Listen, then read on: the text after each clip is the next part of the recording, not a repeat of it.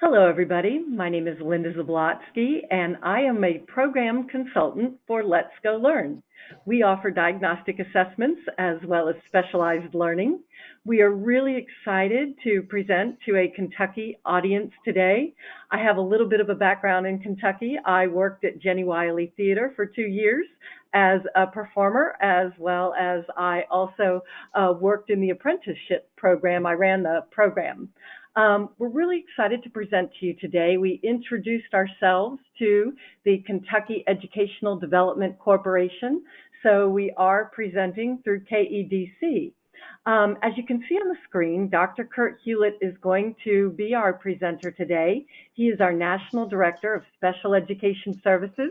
He has an immense background in special education, as well as he's been a principal. And I'd like to introduce Kurt and let him tell you a bit more about himself, how he came to Let's Go Learn, and get started with the presentation. Thanks so much, Linda. Couldn't be more excited to be here with Kentucky folks. I grew up in Virginia and spent time as a teacher, assistant principal, district administrator, and have been an advocate for children with disabilities my entire life. So, actually as a principal, I use Let's Go Learn. I wanted a tool to enhance our compliance and also really improve the instruction we are providing to our children based on their disabilities. And I'm going to show you how Let's Go Learn helps you do that. So let me just hop right on into the system we have. So as far as the system goes, it's really quite neat. We have Dora and Adam. Dora is our diagnostic online reading assessment, and Adam is our online math assessment. Dora covers grades K through 12, whereas Adam handles K through 7. And then we have what we call our DOMA series, which is pre-algebra and algebra. So it technically goes up through 9th grade for math, but as we all know, many of our high school students have significant gaps in mathematics. So we work with a number of high schools across the country, and it extends well up through 12th grade. And we even have adult literacy and mathematics programs for folks outside of high school. So what happens is it's really quite neat. We use adaptive technology, which assesses all up and down the ages and grade levels of the children. So let's say you're an 8th grader, but you're working at 2nd grade level. It's going to quickly get to your zone of proximal learning and development, and it's going to determine exactly what you need. So what happens is all of this data comes together, and then we align instruction specific to those deficits. So if you're struggling in comprehension and vocabulary, what will happen is we'll have 60 lesson plans that are aligned to your specific needs, and you'll get a heavy dose of comprehension and vocabulary, along with other areas of focus and need. But what's really quite neat about this is the whole idea of special education and SDI, specially designed instruction, is to pinpoint the specific deficits of each child with a disability and to provide that pinpointed instruction. And that is exactly what we do. So that's just kind of an overview of how the system works. What do we have? What comes along with this system? We have fully adaptive tests that accurately pinpoint students' zone of proximal learning. So, you know, it iterates through, and it's going to find, regardless of how much lower the kid is actually performing relative to their grade level, it's going to find that ZPD. Real-time data for classroom grouping, IEPs, and blended learning. It gives you immediate data. So if you want to separate your inclusion kids, provide diagnostic information and instruction to your resource kiddos, it's going to give you that immediate data to address that. It gives you grade level scores that are meaningful and actionable by teachers. Again, we try and give you scores that make sense. And if I tell you that a child's at 3.5, well, it's very easy to understand that that kid's midway through the 3rd grade in that area. We have granular reports tied to standards and scope and sequence. So as far as the Kentucky standards, we are aligned. We are aligned throughout the country, whether it be Common Core or whether it's your state-specific standards. Prescriptive, automated, and teacher-directed intervention. So The other thing is, not only do we align it automatically for you, but let's say a teacher has a resource classroom and they want to teach a lesson on polynomials. Well, they can go on and select the instruction they want in our library of resources. So again, it's very easy, very straightforward, and in reference to a library of resources, we have extensive training and very quick, easy videos to help you at every level of using our system. So you don't need a lot of formal training and long training. We have these 3, 5, 10-minute videos that will get you where you need to be and get you up to speed. So let's talk a little bit about special education and how we utilize the system. So PLAFs, the technical term for present level of academic achievement and functional performance. Some people also just call them present levels or PLEPs or PLOPs, however we want to refer to them. But one of the things that we have created that is unique to Let's Go Learn is because we have diagnostic software, we are able to create narratives specific to each child about how they perform. And I'm going to show you a report on that, as well as will Linda. But it's really powerful because we struggle to write really detailed present levels for our kiddos, and it takes teachers a whole lot of time to aggregate all that data and then put your expository essay together for the document. We do it for you. Establishing baselines. This is huge. We're supposed to establish baselines for every kiddo and their area of deficit. Well, we tell you immediately through our assessment what their baseline is, so you can now measure progress against that baseline. Standards-based goals for students multiple years behind. So, if you have a third grader who's working at the first grade level, not only do you need to know what that third grade standard is, but you need to know the first grade standard. So we give you the standards of performance where they are actually performing, and then we give you the standards that they work toward, and then we give you language for those standards. So we really help you to write your goals, and we'll show you some examples of that. New to this year, we're super excited. We now have the ability to not only track progress using instruction, but we also have a formative assessment system, so you can track progress on a daily basis if you'd like, a weekly basis, every 6 to 9 weeks. However often you report out your progress monitoring, we're able to do it. And we have these quick little testlets and Quizlets that assess the ability using our adaptive technology. So it's super exciting. Deficit-specific specialized instruction. So as you know, at the heart and the core of special education is the notion that we're going to provide specially designed instruction for each child. And that is exactly what we do. Because we're able to diagnose the specific needs and then align the instruction to it, we can let you know that we provided Johnny with exactly what he needed based on his deficits. And we even have the minutes to tell you exactly how much instruction each kiddo receives. Another area, or two other areas actually, we have Comp Ed and then ESY. In this new environment of COVID-19, we have a number of districts providing more so than ever compensatory education, and we can be provided as Comp Ed. We also do a lot of extended school year services. So come summertime, we can be extremely supportive of that. And one issue that's come up across the country is this idea of parity, fairness. And in Kentucky, we've got kiddos going to school, we've got kiddos at home. We're going to have, every multitude of setup, I think, possible. So one of the keys is if you have kiddos in school, should the kiddos at home get the same level of instruction and quality of instruction that the ones in school are getting? Now, our system can be used in school, but it can also be used at home. So we ensure a level of quality of instruction for every child. You can assess at home, you can provide the instruction at home, and of course, all of that at school. So we're excited to be at a point where we can help provide FAPE to each and every child. Here is the top half of one of our special education reports.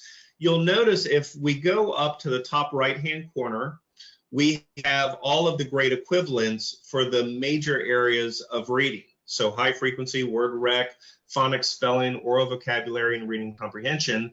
And you'll see this is a 5th grade kiddo, mid 5th grade, 10 years, 6 months, but performing far lower than anticipated. So this is going to be a little tricky. So what we do is we come down here and we click on phonics, because we want to see how this kiddo is doing specifically in phonics. And we want to know the present level of how this kiddo is performing, because maybe we have to write a present level for the IEP. So we come down here at this is the second half of this report. And what we see here is Jose will identify many letter sounds. And what it shows us is that in reference to phonics, this child is at the mid-kinder level, and it'll give you the standard for that, the grade level score, and it's going to tell you that this kiddo's at the kinder level, but it's a 5th grade standard. So you can also get the 5th grade standard, the kinder standard, and then at the bottom where it says prescriptive profile, well, this is your diagnostic present level. So a lot of school districts will copy and paste this information and actually use it for their PLAF. So as you can see, it is extremely detailed. It is based specifically on this child. And you may ask, well, how did we get it specific to a child using a computer-based system? Well, this present level was created and generated via the diagnostic data. So it is very specific to this child. It is not canned reporting. So this goes a long way to helping the process and speeding it up. Here's another special ed report in math. As you'll see in the top right-hand corner again, we have all of the major scores. The grade level is, again, 5.5, so midway through the 5th grade level. And you'll notice this kiddo is a good year to 2 years behind in most areas. We're going to look at numbers and operations, which is one of the more critical areas within mathematics, general overview areas. We put on instructional skills because we want to know what are the next skills this kiddo needs to work on, because we want to write goals. So we scroll down. All of a sudden, what we have here, the grade level scores, it's going to tell you where this kiddo is as far as their next skills they need to work on. So we provide the goal language. Genevieve will identify the place value of decimals. So this is the next skill up. And so we might write a goal saying that this child will go from the present level to 5.9, and that's going to be our goal. So it gives you all the language you need to write your annual and short-term goals. This is just kind of a visual of what it looks like when we assess kiddos using our diagnostic. As you can see, it goes up and down. So the kid might be doing well in high frequency words, a little weaker in phonics, then we pop up in word rec, they're doing better, go down in spelling, up in vocabulary, and even further up in comprehension. So a kiddo like this, if they're doing okay in comprehension, well, we might focus more in spelling and provide a little bit more support in vocabulary and phonics. But as far as high frequency words and comprehension or even word rec, we're not as concerned about those areas. So it helps you to not waste time in areas of higher performance, and it gets you focused where they need help. In mathematics, you'll see here, we pop all over the place, up and down, trying to find that zone of proximal development, you know, where they're actually performing. And math is so vast that it really saves a lot of time. And you'll see here fractions immediately. This kiddo needs extensive help in fractions immediately. 2D shapes and subtraction. That's where I would start. And if I were writing annual goals and short-term objectives for a kiddo, that's where I would start as well. So it gives you all the information you really need in that area. Full service running reports. We have various levels of reporting, but we have federal levels, district level, teacher level, principal level, and it gives you extensive reporting to really help you with the kiddos. Here's an example of one of my favorite reports. My teachers loved this one because it really explains to the parent in particular where they're struggling, what their goals are, how we can improve, where they're strong, where they're weak. It gives you everything about the kiddo. And of course, over here, during our IEP meetings, they would use these grade equivalent scores to really let you know how this kiddo was doing relative to all the other areas. So again, narrative reporting is really powerful because a lot of our teachers, they're not psychometricians, they're not mathematicians, and spelling it out really helps them to understand the reporting and communicate that to the parents. Again, this is just a continuation of the report. You'll see, again, extensive narrative. We have the grade equivalents there for comprehension. And then it's going to give you a reading profile of the student. And it's another form of a present level that people often use. It's going to get down to reading words, additional details. It's going to tell you exactly how they're doing and give you examples of that. So it's not only detailed and robust reporting, but super easy to understand. As far as instruction goes, grade level K through 6 for our ELA Edge, which is our language arts and reading. Again, it's data driven, it's aligned to the data. It's focused on all of the needed areas relative to the assessment. We also have math. We have, again, you get 60 lessons immediately that are aligned, grades K through 9, but often much higher. And again, very powerful instruction, and it takes you to that next level of remediation, intervention, and acceleration for these kiddos. This is one of my favorites, actually. This is a great way to progress monitor using instruction. So we have the data and the formative assessment, but we also have the instruction. So what this shows you is Sally Armstrong on the first instructional activity had a gold level score, which means she was 95% or higher. If we go down, we'll see exactly how she did on each of these lessons. And so it's giving us progress monitoring for this kiddo, and it'll tell you also silver, which is 85% and higher, and then bronze, which is our 75% and higher. So it's just another way of progress monitoring. This is kind of how they move through our matrix of learning. They start here with triangles. Once they get that, it unlocks the next one, and they move from one lesson to the next. They do go in order, as you can see here. They've made it through lesson 24, and then they'll just keep on moving along until they complete it. Now, every time you do assess a kiddo, it does create, if you do the full diagnostic, it then creates a new alignment of instruction. So it's very good at keeping the instructional needs up to date. As far as the research goes, it shows that we want to have the kiddos on there for about 30 hours total, and that'll get us to 0.75 to 1 year of growth. Now, this is the end of my presentation, and we're going to be shifting over to Linda here. If you have any questions, please submit them in the chat. We can do that, and then at the end of this, we'll answer the questions. So thank you so very much, and let me stop showing my screen, and we'll get it over to Linda. Kurt, we do have a couple of questions. Let's say if the student has in their IEP, they're a third grade student, and their IEP, they're working at a first grade level. Can we change the grade level of the assessments? Well, it's going to adaptively move down to that kiddo. So it may start off with third grade content, but it's going to rapidly move down to that first grade level. And do you have formative assessments? Yes, we do have formative assessments. We have, again, our quick Quizlets. We can assess at multiple levels, multiple skills, and the option is in there. So you can do it daily, weekly, monthly, every 6 weeks, 9 weeks, however you want to do it. And you can measure your annual goals and short-term objectives. Can I use this for benchmark goals? Oh, absolutely. This is a great way to measure your benchmarks. And what are the grade levels?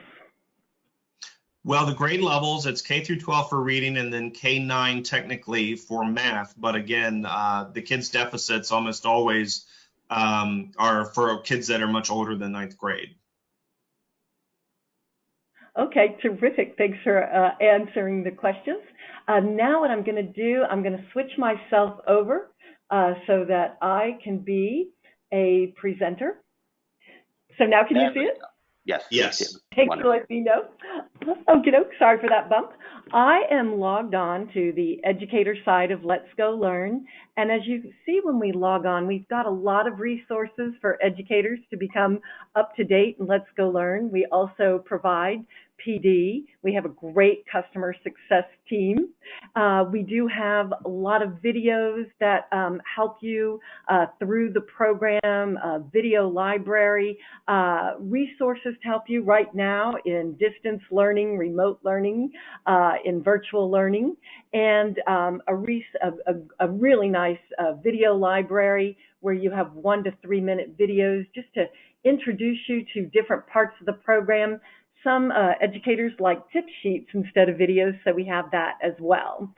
So to give you an idea how easy it is for educators to navigate in the program, when you're ready to give an assessment, you click on the Test Queue tab, and we recommend that you assign the assessments, queue the assessments individually for students.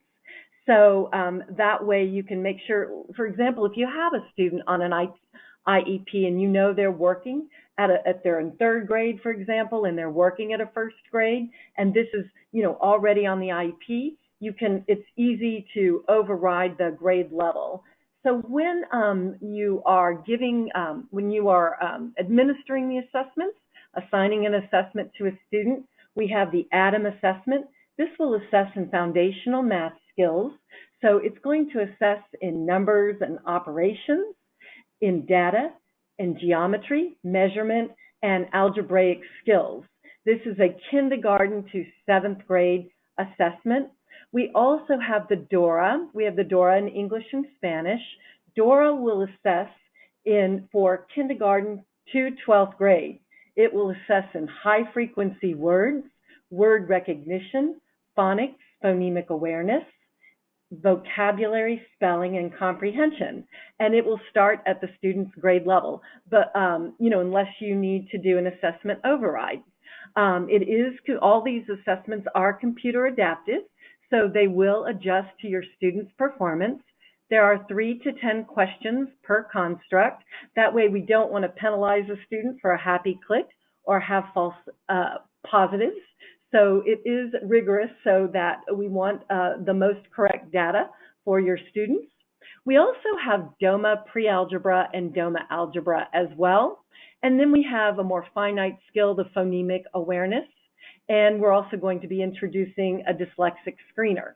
Now, you start out the year with a comprehensive diagnostic to get the baseline data. And then you also have the subtest diagnostics. So throughout the year for benchmarking, let's say that you I'll need to go to the strand. So if I'm in the strand, if you just taught a unit on geometry, you can break down ADAM and give just the geometry strand. Then, as Kurt mentioned, we have the specific skills-based formative assessments and the Quizlets. So if you just taught a lesson on 2D shapes, for example, you can give that as a formative assessment as well to track progress. Once you administer the assessments, you'll have the scores for reading in Active Pulse ELA or Active Pulse Math. So if I go into ELA, now I'm going to have grade level scores for each of the subtests for each student. So these are not norm-based scores. We're not comparing the students to other students in the program. These are criterion-based scores. So as you can see, now when I'm looking at my class, this is really going to help me to individualize instruction. I've got a wide variety of scores here. It's really going to help me get to know more about my students. So I'll have the high frequency score, the word recognition score, phonics score, phonemic awareness score, spelling score, vocabulary score, and comprehension score. And then all of the students have their individual reports. So the special education report, this is a very popular report for our teachers. And what this report will help you to see is the student's present level as well as to be able to set goals for the student. So when you come into the report, and let's say if I go into phonics, what I will see is the student's present level. Let's see where I actually have a score.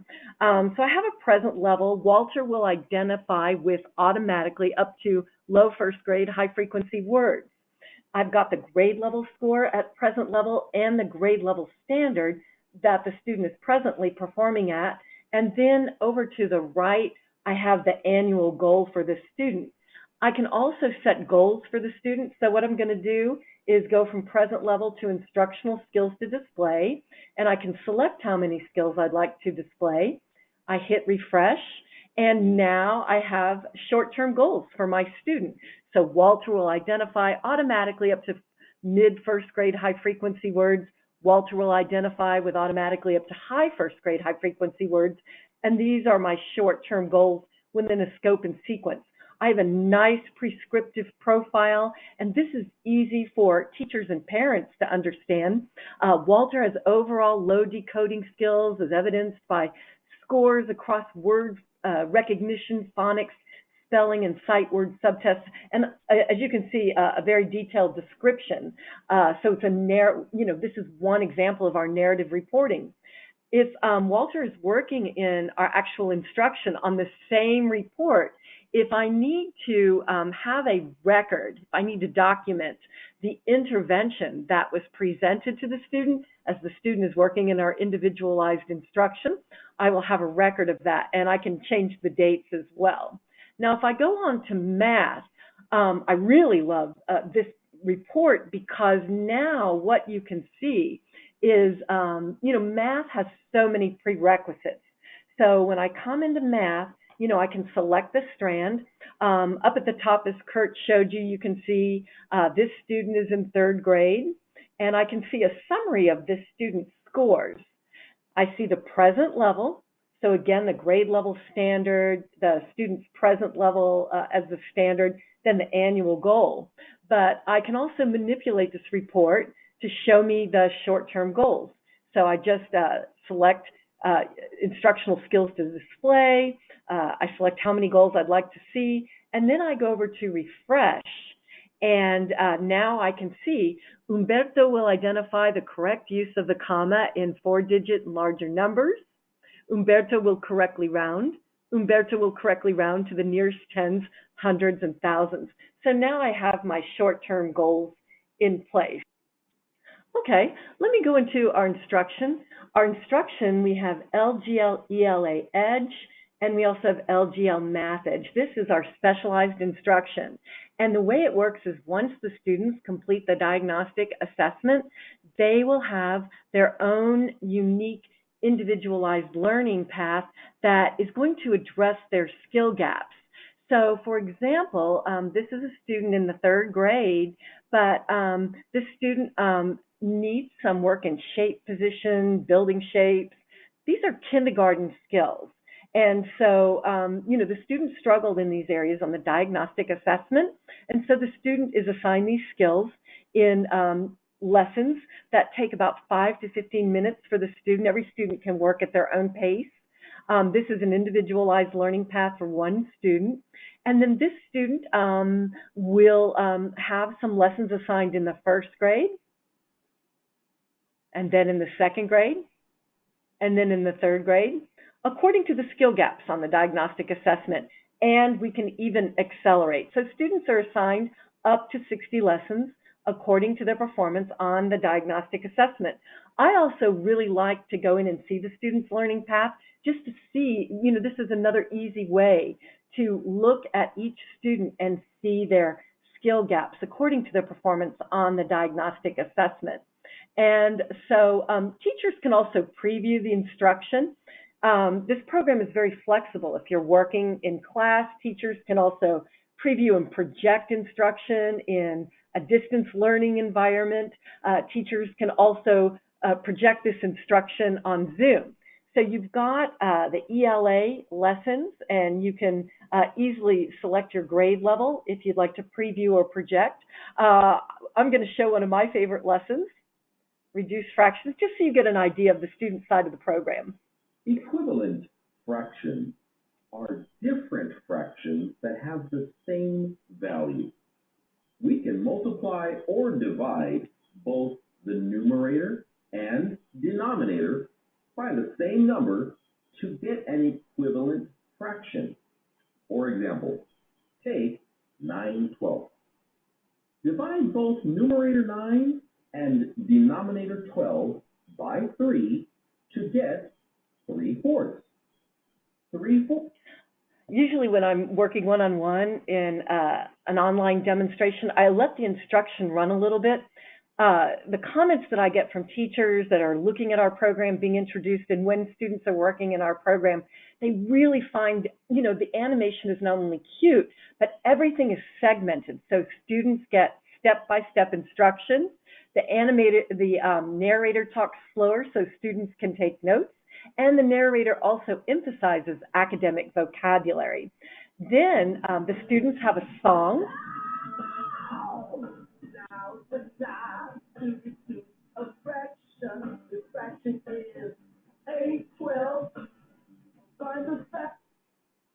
And so I don't want to play the whole song. I want to be considerate of your time, but the lessons will give that alternative instruction in the form of a song, and it really helps students to remember what they're learning. And then finally, welcome to the GCF Health Spa. Do you have big bloated fractions?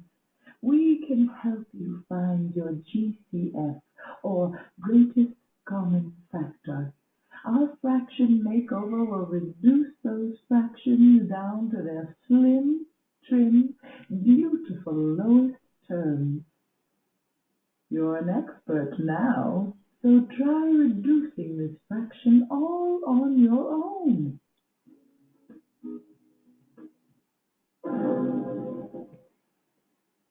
Factors of 4 are 1, 2, and 4, and of 6 are 1, 2, 3, and 6. So the GCF is 2. Dividing top and bottom by 2 gives 2/3. So I wanted to get the answer wrong because I wanted to show you that the students will have immediate corrective feedback.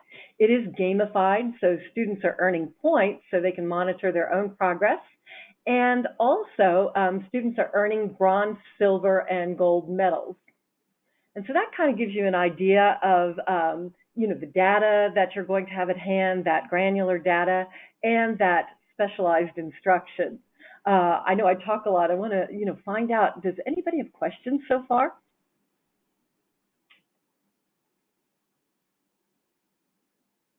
Okay, let me show you a little bit about what it looks like when the students come in as a student, what their platform looks like. So, this would be an elementary platform. As the students are older, there is less animation so that it looks more mature for older students, secondary students. The students can create their own avatar so they can personalize. We also have, when the parents are at home, they log on using the students' login credentials, they'll have a parent login, they'll have a parent help button, and they can have a video in English or Spanish to explain the assessments, to explain the instruction, and to explain the reporting. So teachers will administer the assessment. They'll select the assessment. They'll cue the assessment so they can, determine, is the student going to start out with a reading assessment, Dora, or with Adam first. And then once the students complete the diagnostic assessment, they'll have their own specialized learning path, Math Edge, LGL, ELA Edge, and students will also have their own reporting. So when they come into their platform, they can select a view, and this is a demo account, but what students will see is the lessons that they've completed. They'll have a date and time stamp just like the students, and they'll be able to track their medals. So this is a little bit of what it looks like when a student logs on. Do I have any questions so far?